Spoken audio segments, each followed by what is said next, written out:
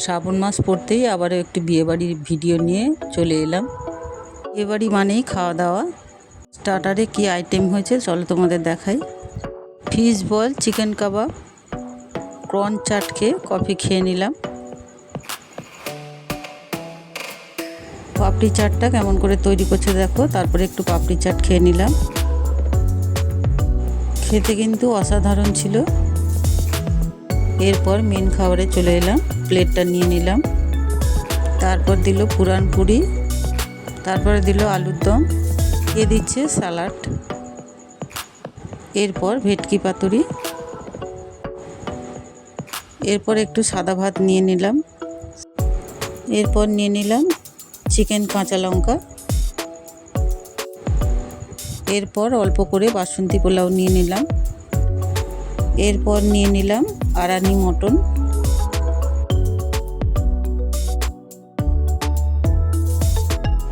এবার এইগুলো নিয়ে জমিয়ে খাবো।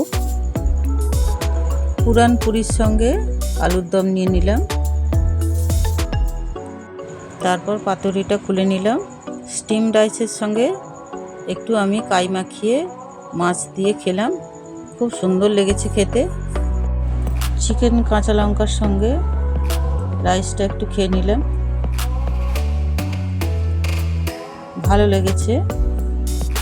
এরপর একটু লেবু চিপে নিলাম। তারপর ভাতটাকে ভালো করে মাখিয়ে নিয়ে এবার আমি মটন, দেখো মটন দিয়ে খাচ্ছি।